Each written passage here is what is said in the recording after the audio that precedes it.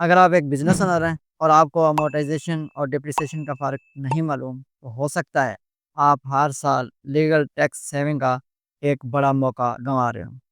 अस्सलाम वालेकुम दोस्तों, आज हम एक ऐसे कन्फ्यूजन को क्लियर करने जा रहे हैं जो हर नए फ्रीलांसर्स, बिजनेस स्टार्टअप्स और अकाउंटेंट को फेस करना पड़ता है। वो है अमोर्टाइजेशन एंड डिप्रिसिएशन। क्या फ़र्क है इनमें और दोनों को टैक्स कम करने के लिए हम कैसे इस्तेमाल कर सकते हैं? आज यही चीज़ें हम तफ़सील से देखेंगे। वीडियो को एंड तक ज़रूर देखिएगा। देखिए, डेप्रिसिएशन का मतलब होता है फिज़िकल चीज़ों की वैल्यू का टाइम के साथ-साथ कम होना। जैसे कार, लैपटॉप, मशीनरी जो आप बिज़नेस में इस्तेमाल कर रहे हैं। और अमोर्टाइजेशन का मतलब होता है नॉन फिज़िकल या इंटेंजिबल चीज़ों की कीमत का वक़्त के साथ-साथ कम होना, जैसे सॉफ्टवेयर वगैरह। हम इसको सादा मिसाल से देखते हैं। अगर आप एक फ्रीलांसर हैं या ग्राफिक डिज़ाइनर हैं और आपने एक लैपटॉप खरीदा है जिसकी वैल्यू 2 लाख है, आप डेप्रिसिएशन अप्लाई करेंगे। आप फ्रीलांसर हैं, आप ग्राफिक डिज़ाइनर हैं और आपने कुछ सॉफ्टवेयर्स खरीदे हैं, तो आप अमोर्टाइजेशन अप्लाई करेंगे।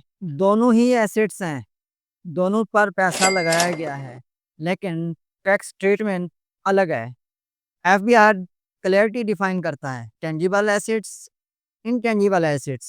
जो टेंजिबल एसेट्स हैं वो डेप्रिसिएशन को देख उनका ताल्लुक डेप्रिसिएशन के साथ है और इनटेंजिबल टैक्स में अमोर्टाइजेशन कंक्लूड होता है। दोनों को आप एक्सपेंसेस के तौर पर क्लेम कर सकते हैं और अपनी टैक्सेबल इनकम को कम दिखा सकते हैं।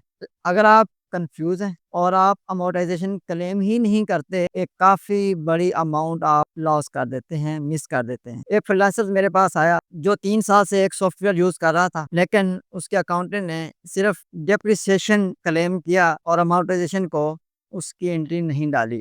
उसने ऑलमोस्ट 90,000 रुपए का लॉस कर दिया, सिर्फ इसलिए कि उसको फ़र्क समझ नहीं आ सका। इतना पैसा सिर्फ एक कंसेप्ट ना समझने की वजह से हाथ से निकल गया। आपने कुछ नहीं करना, आपने सिंपल एक सादा रूल याद रखना है। डेप्रिसिएशन फिजिकल एसेट्स के लिए, अमोर्टाइजेशन नॉन फिजिकल एसेट्स के लिए, इस बेनिफिट के लिए इस्तेमाल किए जाते हैं। लेकिन दोस्तों, अगला सवाल ये है, क्या अमोर्टाइजेशन और डेप्रिसिएशन दोनों एक ही साथ हम क्लेम कर सकते हैं? इसका जवाब मिलेगा आपको अगली वीडियो में। अगली वीडियो में जहां हम टैक्स प्लानिंग, एसेट यूजिंग बड़ी तफ़सील के साथ बताएँगे। तो सब्सक्राइब करना ना भूलिएगा। अगर आपको आज का कंसेप्ट क्लियर हो गया है, तो कमेंट में ज़रूर बताइएगा।